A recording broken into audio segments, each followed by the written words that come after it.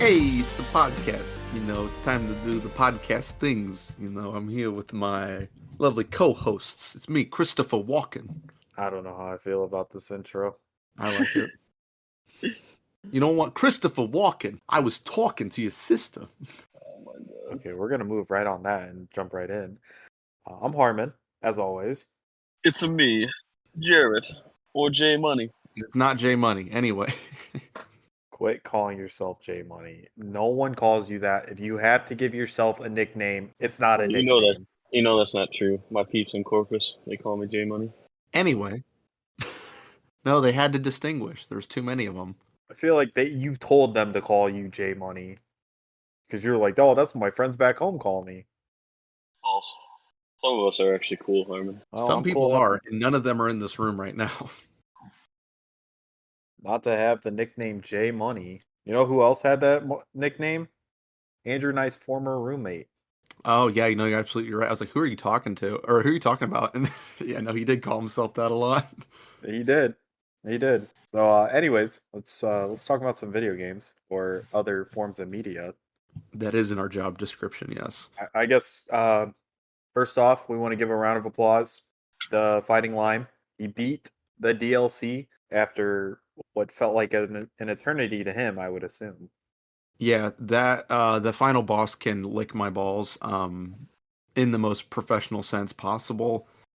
I have never struggled so much with just going, this fight's unfair. That fight is unfair. You have to get very lucky and be very persistent. Those are the only two options. Or I don't even think that's two options. You have to do both. You have to keep trying, and eventually the RNG will land on your side of the table, and you won. I won with basically 1 HP.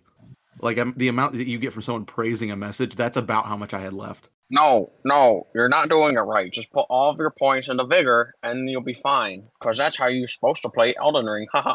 Yeah, it's... People complaining about the DLC, I get it to a certain extent. Up until the point... Because I beat the lion without learning about what the... I immediately picked up a Skidoo Tree fragment, and they're just like, don't care, readings for nerds, throw it away. So that fight did kind of suck for a little bit, and then I beat him. I was like, man, that feels like a really decently hard fight for a first boss.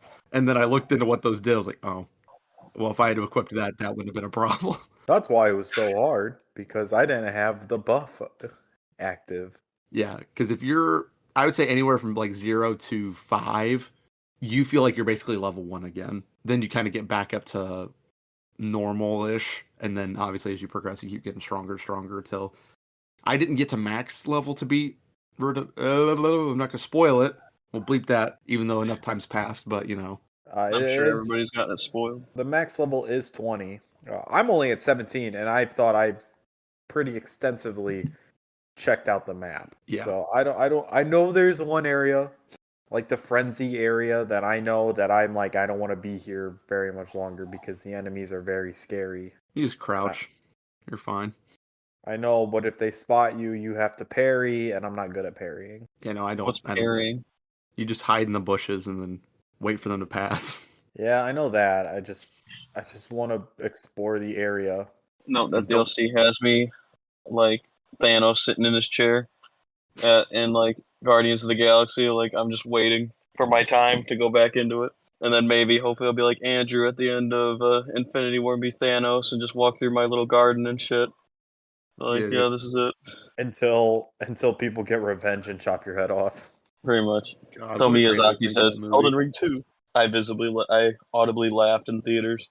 I did too. What happened? See, I don't know if there's going to be an Elden Ring 2. I feel like there's not much more they can do. Obviously they could do something, but in terms of story, I feel like the story's kind of over in Elden Ring. Yeah, I don't want Elden Ring 2. I want them to move on, try new things. Use what you learned from Elden Ring. I want it to still feel that same open world, that kind of deal. Just don't call it Elden Ring and try something different. How Bloodborne for them is Lovecraftian. It's that's a cool take. Do something else weird instead of Berserk. PlayStation only. Bloodborne 2. It'll never happen. Speaking of new games, though, we got the first Descendant yesterday, July 2nd. Yeah, I believe. What you've been thinking about that? Because you're the only one here at the office that I think's played it. It's fun. I've enjoyed it. It's if you like Warframe, Destiny, and for the few people that I know that play the Division, I Ew. think you'll like it. I think you'll like it because it's an MMO, which I know Skippy's not the biggest fan of it, which is the reason why I haven't told him what the game's plays like, because if he knew, he wouldn't play it. Absolutely not. But it's fun. You go around, you can squad up to 4 people. At least that's the biggest number that I've seen in a squad. It doesn't look like there's PvP. I think it's strictly PvE. They might add a PvP mode, I but hope not. if they do, I hope it's Same. not like the main focus. No, it's. Like I think the all those boys. like Destiny would be better with no PvP. I like the Gambit mode that they had, but not like the straight Crucible. Yeah, Crucible sucked, and I remember like Destiny 1, that was like the way to level, or it might have been 2. One of them, like the way to level up was just playing multiplayer because you got way more XP for that. That should never be the case. It should I mean- always prioritize like the strikes and raids and that kind of stuff, general mission completions. But the reason why I say it's like Warframe is like you pick your character at the beginning of the game, Mhm. and you can't switch. Like you have one profile. Like if you wanted to do something else, you have to make a whole new profile. But you can unlock the other descendants by collecting like their items you need and then researching them. Or Mhm. you could spend like $5 and instantly. That's not too bad. And they have like 8 to 10 different ones you can choose. You can choose 3 at the start of the game, and then they have more that you can pick after, like research wise. But yeah, I think this is gonna be a fun game. I'm excited. I've played a good amount of it yesterday. I'm excited to play more of it. Yeah, hopefully we can get 4 people in and do a gameplay on that for something here in a bit. Yeah, that'd be Depending fun. on schedules. Yeah, it's installed, so I should be good to play whenever. But Mine is regarding not their, installed. gotcha. But regarding like the character selection for it, like, do we each have to be a different character, or can we all be the same character? Nah, we can be all the same characters. Okay, I was just curious if we had to coordinate picks and that kind of stuff. Nope. No, that would suck. If you want to all be the big defensive boys, you can be the all defensive boys. And I'm pretty sure your level, like you have like a profile level and then you have a character level. Right. Each character has their own character level, so you would have to level up. I know Bunny is one of them. The only character name that I've been able to remember is Bunny. It's like if I'm playing the character I'm playing now, then play Bunny, I would have a different level. I'd be back to level 1 for that character. I see. Okay, that makes sense, I guess. But I got pretty high reviews. Sucked that Xbox was down yesterday, so I couldn't play a lot of it, but I enjoyed it. Yeah, that. The funny thing is, Sony had an outage the day before for like 3 hours and no one commented on it, and then, at least that's what I saw online. It was like 2 to 3 hours their services were just offline. Then Xbox had a massive outage yesterday, which to me says, like, I know we talked about it, off podcast. I was like, to me it screams someone did that. It wasn't just like, oops, Steve poured coffee on the server. It was someone's like trying to break in kind of deal, like cyber attack, and that really put a dampening on some plans that I was trying to get done yesterday. But hopefully we can reconvene on that front, and then hopefully get that made and put out soon. That'll be something fun for Odd Horizons content. But yeah, maybe it was the Temu bosses, or not bosses, bots. The bots are just overwhelming the servers by saying, "Oh, hey, I bought an extra gift card, so do you guys want any?" Said nobody ever. I was like, I wonder what this is. Do you want free money? It's like, that's weird. Yeah, all you have to do is download this app and like put in this code, and then I'll you send just you put the in your money. social security. Yeah. I want to know, like, Give me your social has security. anyone responded to them? Like, yay, I did the thing without doing the thing. Nah. Like, Huh? like messaging back that bot to see if it would actually do anything. No, it's a bot. They can't respond. I report them for terrorism, and then I just delete the them. only response. You want to buy my gift card? This guy's trying to level a building. He's terrorizing my Xbox account. I want peace of mind. Get out of here. Get him out of here. Get him out. It's definitely an interesting thing that's gotten way worse. I feel like on 360, you like never saw a bot message you. maybe one time. Like honestly, before this Temu stuff, like I probably might have had one or two spam or just spam messages. But other than that, I haven't really seen anything like that. Yeah, it's really weird how it just ramped up like an exponential growth in terms of how frequently you're seeing that and how annoying it is. Also, that's a good correlation and causation on a graph.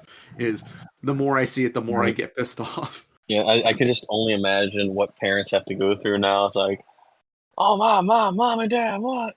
What do you want? Oh, somebody wants to give me a free Xbox card. Bro, shut the hell up. Yeah, I they got gotta this deal with email that. from the Prince of Nigeria. He says he needs like $500. He'd reward me, Jesus, with $2 million, and I'd get a stake in his nobility. That sounds awesome.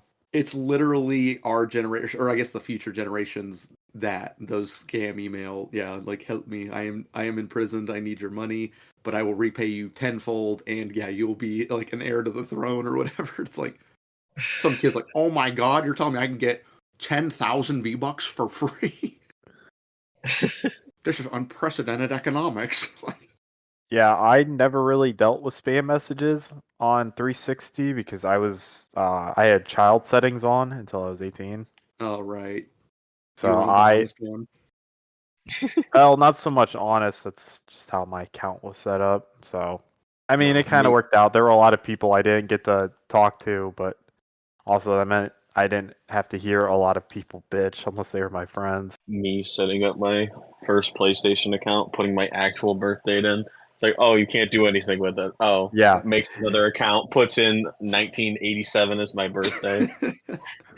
The people, all the kids are, all the people our age now celebrating their 70th birthdays because they put their fucking birthday on Facebook at like in the 60s, 70s. You'll see a study like in the next couple of decades. Man, we have so many like gamers that are like 110 years old. Like, how is it possible? They're living forever. This is a correlation. Our demographics show we have a 120-year-old playing this game. How is that possible? We haven't heard of this. This is a correlation that video games is a cause for longevity of life. Sell the console. The kids play. I mean, here's another. I mean, this will make you feel real nice, I'm sure. Think about it. There's someone out there who wants to lie about their age, and they've used your birthday to say that they're 18 or older. Why would you have to say that? Why would you say that? God, those guys that were born in 2000 and 2001, they're ancient now. Yeah, pretty much. Like, I feel we are a generation that's like unique in that. I mean, each one's unique. I don't, some of them are uniquely horrible. But like we had a very unique situation considering what we grew up. We grew up right on the cusp of two eras, and so we quickly watched the switch. Like we started off like, oh man, this is a vibe, and then immediately technological improvements, bam, smartphones everywhere, and it's like, oh, awesome, I love it. Yeah, like don't get me wrong, we all enjoy our tech. We like our consoles and our I do like having the world at my fingertips, but also it's like there's a whole like aesthetic of the world that is now gone because we so quickly evolved, and I feel like every other generation had much longer with the things they were familiar with from their childhood than we did. Right. Correct. Unless you were born like 5 years before the car came out. That's the bigger one. Oh my god, look at that vehicle. Look what Henry Ford did. Back in my day, I loved shoveling horse shit, not with all these noxious fumes and stuff. Oh. Hey, I normally go to work on my bike with an oversized front wheel, but you're telling me that has the power of 20 horses inside of it? Sign me up. What the hell? But going back to video games, did you see Rainbow Six Siege has lost like 50% of its players again? Yeah, there's been two big game like stat blocks that we saw recently of player counts dipping. It's Siege lost 50% and Helldivers has lost 85 or 90 depending on which site you look at. So kudos to those games. I can see why Siege is abysmal at this point. It's either hey, yeah, you might get a sliver of a game where you're actually supposed to be in and you're actually doing good, but then 99% of the time you get pushed into like the most sweatiest lobbies known to mankind, and you just get your fudge packed the entire time you're in it. Like, Yeah, I mean, for me, it's like the matchmaking's bad, the rampant cheating that they just can't seem to do anything about. And instead of like taking rank offline, which would be my first step, if there's such abundant cheating that your rank doesn't mean anything, why would you bother even having a ranked option right now? right. Because I would say on a conservative side, you're probably encountering a genuine cheater 1 every 3 games, but it's more than likely 3 of 3 or 2 of 3. Well, it's that, and then, but it's also like not even. It's also in their casual stuff, and it's just rampant to the point. Like, actually, we know who the cheaters are. We're supposed to be shifting them to PC, but actually, we're really not going to do that. We're just going to let it happen because we're Ubisoft. We're an indie company that has no money. That system's not there yet. That's coming when we get like the PC crossplay. Oh, stuff. brother. Well, you don't have to do it. You will only be matched made against PC people if you have a PC person in your stack. Okay. So if we played with like Christian, right? Because Christian plays on PC, or does he play on PlayStation? Christian plays on a laptop. So well, no, I guess he upgraded.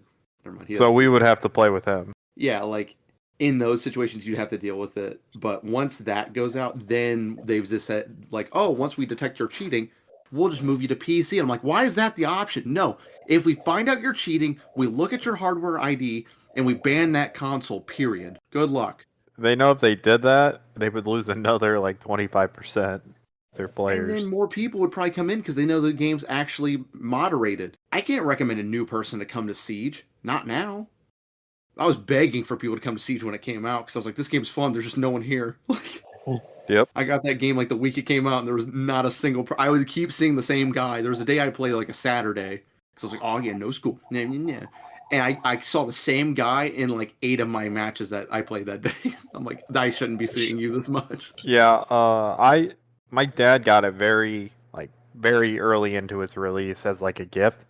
And I think he said he played like the tutorial mission and that was it.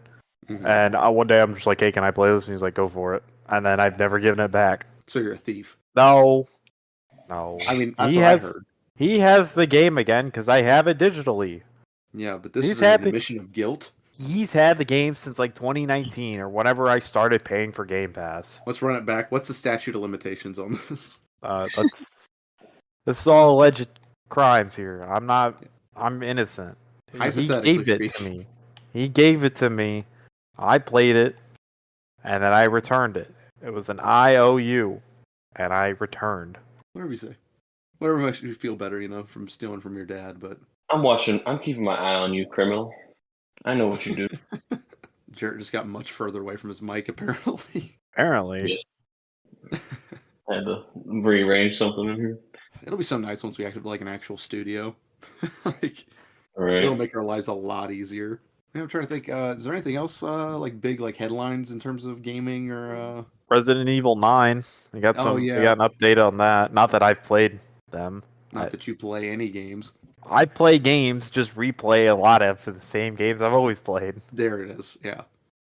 If it didn't come from BioWare, you probably didn't play it. And if it came from BioWare, you've probably spent a collective 60% of your cognitive life playing it. Correct. I've played a lot of Knights of Old Republic, Mass Effect, Dragon Age. Played a lot. You have a type. I like them. They're good. They're great. They are good. There is just other things. There are other things. You're right. I've played Civ Rev a lot. I played a lot of Civ Rev. I've played Borderlands a lot. I wish I didn't play as much Dead by Daylight.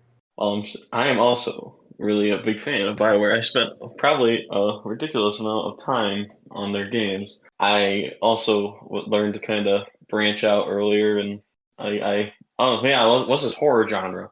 Started out Outlast 2, and I'm like, oh yeah, this is something. Like, I'm terrified, but I'm enjoying this quite a bit. And then that led me to a rabbit hole of terror. And then I got into Resident Evil, and then it just kind of went from there, really. Like, oh man, what's this? Oh wait, what's this? I think just having options to go to like different genres, I think was really cool for me, at least. Yeah. See, Harmon, it's possible. There's hope for you. Hey, I'm in BioWare Anonymous right now. Like, I'm recovering BioWare alcoholic, essentially. Like, I need a played chit right Wulong now. Fallen Dynasty. Great fucking game. Yes, we know you like the Souls series, but you've only finished Elden Ring and a Chinese knockoff. Because the other ones are unbearable to play. Dark Souls 3 is not unbearable to play. It is. No. It is. No. That was good. Lies of P was hard but good. And then Another Crab's Treasure was awesome. Loved that game. Oh, and I guess we did get the announcement of Dead Rising's getting a remaster, which I see more of it and I get a little tingling in my back about, man, you remember when that series used to be like really good? And I'm like, that I might be back. I don't know. We'll see. Yeah, I didn't really get to play too much of those games, to be honest. Like, I think of that kind of, they're not really the same, but they're kind of similar. Like, it seems like I played Left 4 Dead more than Dead Rising. Dead Rising had the cool thing where, like, at least for the first game, it might have been a thing in 2. I think I played 2 probably the least, even though I remember enjoying it. I just don't think I ever really went back a whole lot. Where, like, you were on a timer, and, like, at certain times, things would happen. Like, oh, at, like, 6 o'clock, the military is going to show up, and you got to deal with that.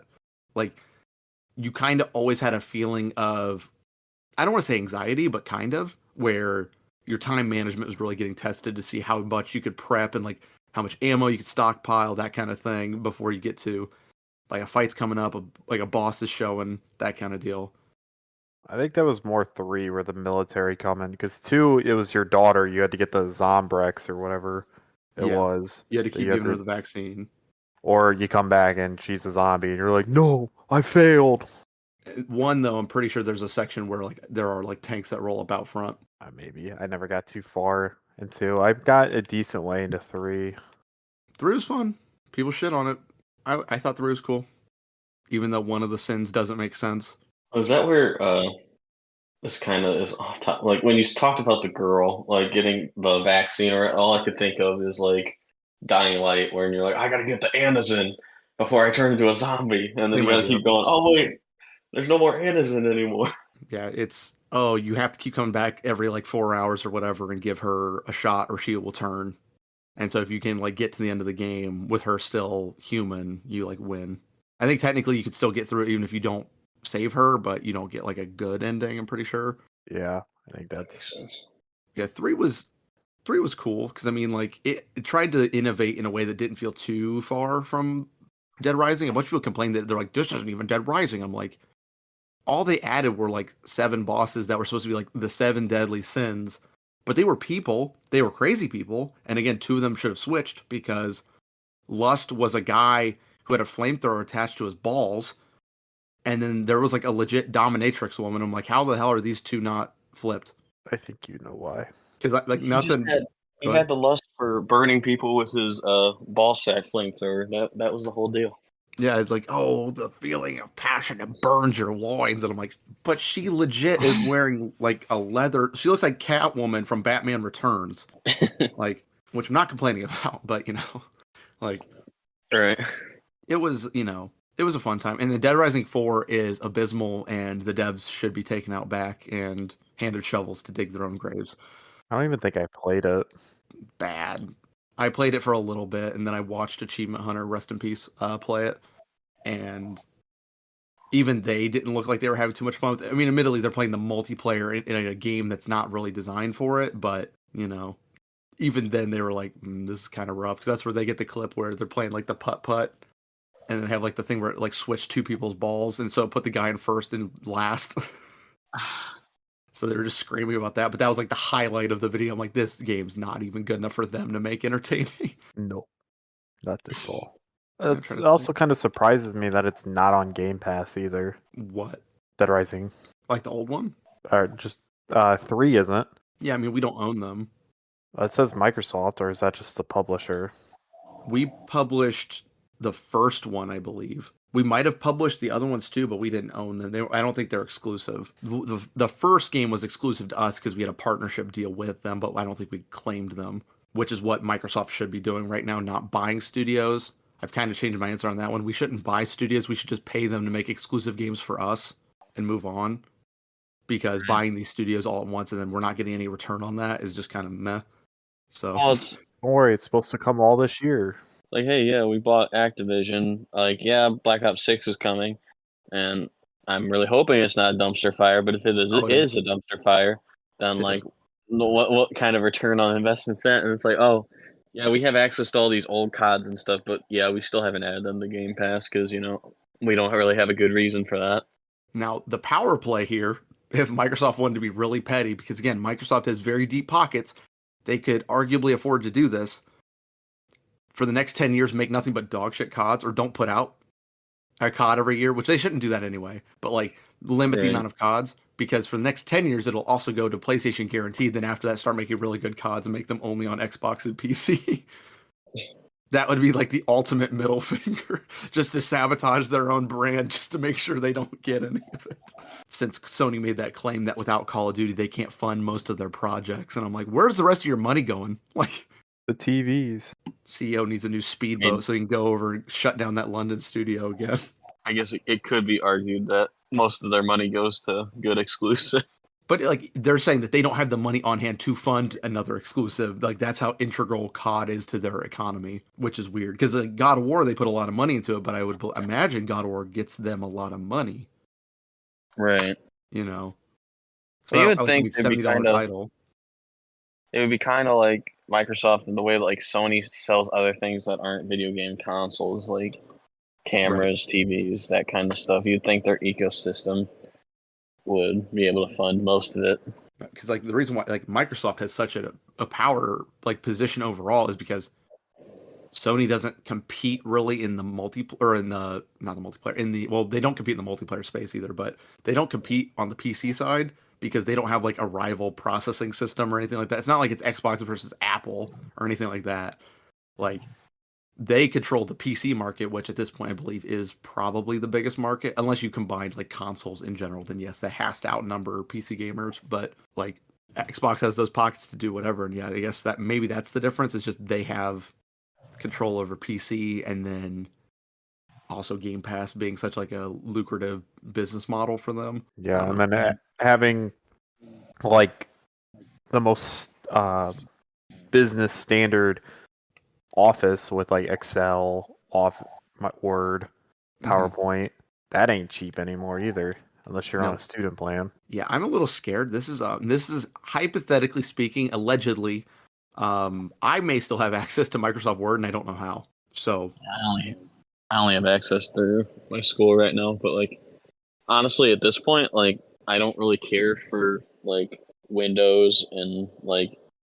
I mean, I do like Excel because it's pretty simple and easy to use, but like stuff like Word and like all those other suites, like I find myself not really using them much because like you have Google, and like I like using the Google stuff more just because it's more convenient for me.